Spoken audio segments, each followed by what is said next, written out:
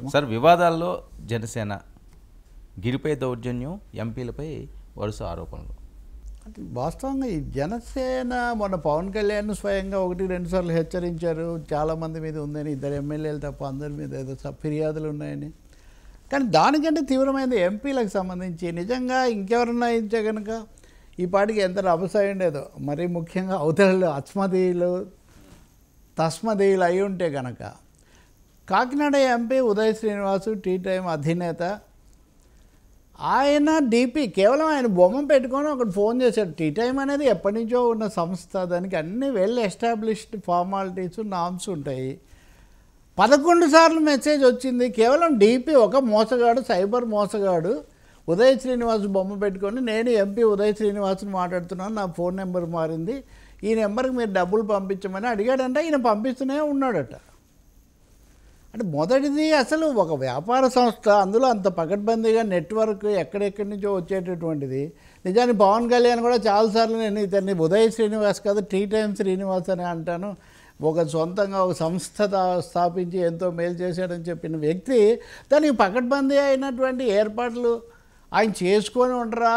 రెండోది ఒకసారి మెసేజీ, రెండోసారి మెసేజీ అలా వస్తూ ఉంటే 92 లక్షలు పంపించారట.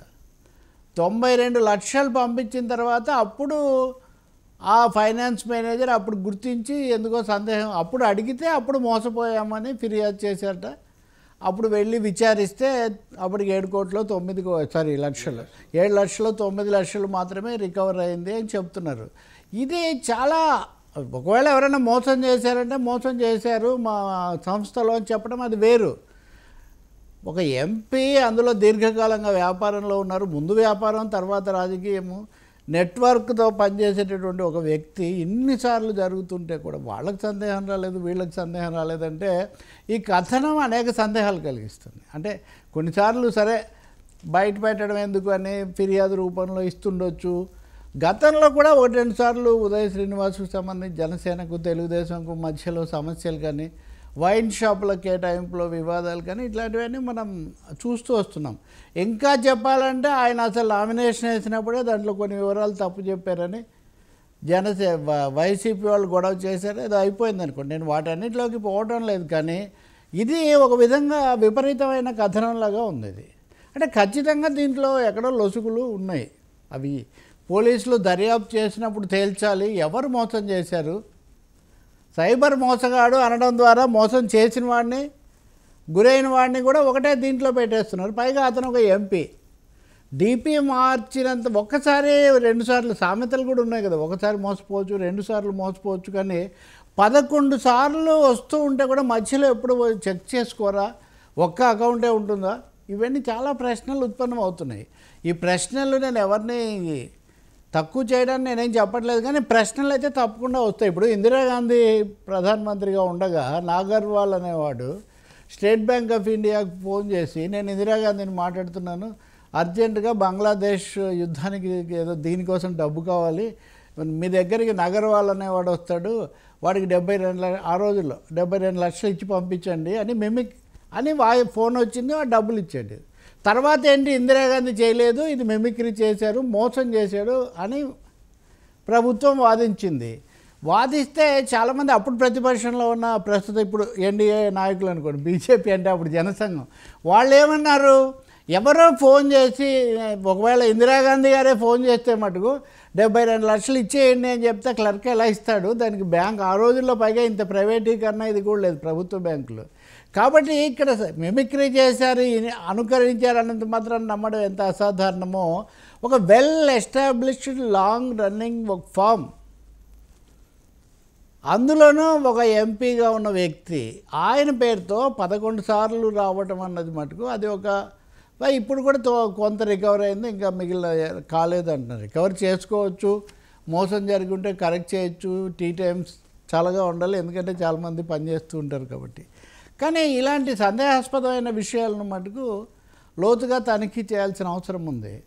ఇక్కడ ఇంకొకటి కూడా గుర్తు వస్తుంది వర్మ నాకు, బాలశౌరి బందర్ ఎంపీ, మచిలీపట్నం ఎంపీ, ఆయన వైసీపీలో కూడా ఉన్నట్టున్నారు, అక్కడి నుంచి ఇక్కడికి వచ్చారు ఎన్నికల ముందు. ఆయన కోసం ఏదో కొంత రీప్లేస్మెంట్ ఇవన్నీ కూడా చేసి అడ్జస్ట్ చేశారు. బాలశౌరి పిఏగా ఉన్నటువంటి గోపాల్ సింగ్ అనే వాడు నిరుద్యోగులకు ఉద్యోగాలు ఇప్పిస్తానని చెప్పి ఇలాగే లక్షల్లో డబ్బు వసూలు చేశాడు. ఆ తర్వాత పిఏ మీద కేసు పెట్టారు. తీరా నిరుద్యోగులందరూ ఎంతో ఆశగా అక్కడికి వచ్చేసరికి ఇదంతా మోసం. సార్ ఎంపీ పిఏ మోసం చేశాడంటే ఎంపీకి కానీ ఆ పార్టీకి కానీ బాధ్యత ఉండదండి. అసలు ఏం చెక్ చేసుకోరా వీళ్ళు? ఫైనాన్స్ మేనేజర్లు, ఆఫీస్ మేనేజర్లు లేదా పిఏ చేశాడు అని ఒక్క దెబ్బతో ఒక్క మాటతో అంతా తుడిచిపెట్టిపోతుందా? నిరుద్యోగుల నుంచి మోసం జరిగింది అని అప్పుడు వస్తే అది అలాగే పోయింది. ఇప్పుడు ఇదేమో ఇంకా కొంచెం పెద్ద మొత్తం సైబర్ మోసం అంటున్నారు. నా ఉద్దేశం వీటి మీద దర్యాప్తు చేయాల్సిన అవసరం చాలా ఉంది. ఎందుకంటే పవన్ కళ్యాణ్ ప్రతి విషయంలో ఉదాహరణ కిరణ్ రాయల్ లాంటివి వచ్చినప్పుడు అప్పుడు ఆయన చాలా వెంటనే తర్వాత చర్యలు ఏం పెద్దగా లేవనుకోండి. ఉండాలనుకుంటే నేను ఎవరిని మళ్ళీ కిరణ్ రాయల్ అసలే మీడియా మనిషి, మీడియాతో ఉండే మనిషి, నేను ఎవరిని అనడం లేదు. కానీ అదే స్కేల్ ఇప్పుడు కూడా మొన్న మీరు చేసిన హెచ్చరికలు ప్రక్షాళనలు ఇవన్నీ నిజమైతే క్రమశిక్షణ కమిటీ అజయ్ కదా, వాళ్ళు దీన్ని తప్పకుండా దృష్టిలోకి తీసుకోవాల్సిన అవసరం ఒకటి ఉంది. లేకపోతే మటుకు ఏది చేసినా చలామణి అయిపోతుంది. అంటే అంతకుముందు కూడా కొన్ని ఇంతవరకు తేలనివి కొన్ని అలాగే ఉన్నాయి. ప్రారంభించిన కొన్ని వివాదాలు, దర్యాప్తులు అన్నీ అర్ధంతరంగా ఆగిపోయినాయి. ఏది లాజికల్ ఎందుకు రావడం లేదు. సో ఇది ఆర్థికమైన వివాదం నేను చెప్పింది. ఇంకా రెండోది రాజకీయ వివాదం. బందర్ ప్రాంతంలోనే గిరి అనే ఒక అదేనా ఉందా గిరి అనే ఒక వ్యాపారస్తుడు, చిన్న వ్యాపారి. అతను మొన్న పవన్ కళ్యాణ్కి సంబంధించి ఆయన మాట్లాడిన సుగాలి ప్రీతి ఆ విషయం మీద అతను మీరు చెప్పింది ఉందా? అది పవన్ కళ్యాణ్ తప్పుగా మాట్లాడాను, కార్యకర్తలు నేను మీ అందరికీ చేతులు ఇచ్చి సారీ చెప్తున్నాను, క్షమించండి. పవన్ కళ్యాణ్ గురించి చాలా తప్పుగా మాట్లాడాను, కార్యకర్తలందరూ నేను పవన్ కళ్యాణ్ తప్పుగా మాట్లాడాను, కార్యకర్తలు క్షమించాలి. నేను మీ అందరికీ చేతులు ఇచ్చి సారీ చెప్తున్నాను, క్షమించండి. ఇప్పుడు అతను మాట్లాడాడు సుగాలి ప్రీతి విషయంలో తప్పుగా అన్నారు. తప్పుగా మాట్లాడితే పోలీసులకు ఫిర్యాదు చేయొచ్చు చాలాసార్లు. నిన్న కూడా వాళ్ళు తెలంగాణ హైకోర్టు మొన్న కూడా చెప్తూ ఉంది. కానీ వెళ్ళి దాడి చేసి అతనితో ఇప్పుడు ఒక మనిషి అలా చేస్తున్నాడంటే ఖచ్చితంగా అతని చుట్టూ ఉన్నారు, చెప్పిస్తున్నారు అనేది మనకు అర్థమవుతుంది. ఇలాంటివి దీని మీద సరే పేర్ని నాని ఆయన కూడా స్థానిక శాసనసభ్యుడు మాజీ మంత్రి కాబట్టి మీరు ఇలా దౌర్జన్యం చేస్తారా ఈ పద్ధతిలో ఆయన తీవ్రంగా స్పందిస్తున్నాడు. వాళ్ళు అలా ఉంచుతుంది. యా చేస్తున్నటువంటి ప్రజలకు చేస్తున్నటువంటి అంటే హామీలు నిలబెట్టుకోలేకపోవటం, ఎన్నికల ముందు పవన్ కళ్యాణ్ చెప్పినటువంటి భారీ వాగ్దానాలు లేదా పెద్ద పెద్ద మాటలు వాళ్ళు అయిపోయిన తర్వాత ఎలక్షన్ అయిన తర్వాత ఏం చేయట్లేదు, ఏం అనేది దాని మీద మీడియా అతను ప్రశ్న అడిగితే అతనేదో తిట్టాడంట, పవన్ కళ్యాణ్ని ఆవిడ వీడు అన్నాడంట. ఆ వీడియో 4 రోజుల క్రితం 3 రోజుల క్రితం జరిగితే ఇవాళ ఒక 100 మంది రౌడీలు, గూండాలు, జనసేనలో తిరిగేటువంటి గూండాలు, జనసేన జెండా పెట్టుకుని జనసేన ముసుగులో రౌడీజాలు చేస్తున్నటువంటి కొంతమంది, ఒక 100 మంది రౌడీలు మోటార్ సైకిల్ వేసుకుని పోలీసులు ఉండగా పోలీసుల సమక్షంలో ఆ ఇంటి మీద దాడి చేసి ఇల్లంతా ధ్వంసం చేసి అతన్ని విపరీతంగా హింసించి మోకాళ్ళ మీద నుంచోబెట్టి పవన్ కళ్యాణ్కి క్షమాపణ చెప్పు, నీ వెనకాల ఎవడున్నాడరా అని చెప్పి ఇష్టం వచ్చినట్టు కొట్టి అతనితో అవమానకరంగా, అంటే ఒక రజక కుటుంబానికి సంబంధించినటువంటి ఆ ఇంట్లో ఆ ఊర్లో అదొక పెద్ద విలేజ్ పంచాయతీ, పెద్ద పంచాయతీ, సుమారుగా 5,000 పైచీలకు ఉన్నటువంటి పంచాయతీలో ఏకైక రజక కుటుంబం ఆర్ఎంపీ డాక్టర్. ఆ ఏకైక రజక కుటుంబంలో ఉన్నటువంటి ఆ ఒక్క కుటుంబం భార్య, భర్త, కూతురు ఉంటారు, ముగ్గురు ఆ ఇంట్లో. రాత్రిపూట 100 మంది వెళ్ళి బాగా తాగెళ్ళి ఆ ఇంటి మీద పడి బీభత్సం చేసి ఇల్లంతా ధ్వంసం చేసి అతన్ని కొట్టి ఆ ఇంట్లో భార్య పిల్లల్ని బెదిరించి ఓకే. అందుకని ఇప్పుడు అనుమానాస్పదమైన ఆర్థిక విషయాలు అదొకటి, అవి తప్పకుండా వాళ్ళ పార్టీ ఆరోగ్యం కోసం కూడా సమీక్షించుకోవాలి. రెండోది నిరుద్యోగులను మోసం చేయడంలో పిఏ అన్నటువంటివి అది కూడా అలా వెళ్ళిపోయింది తప్ప ఒక తీవ్రమైన చర్చకు ఇంకోటి దాని మీద జరగలేదు.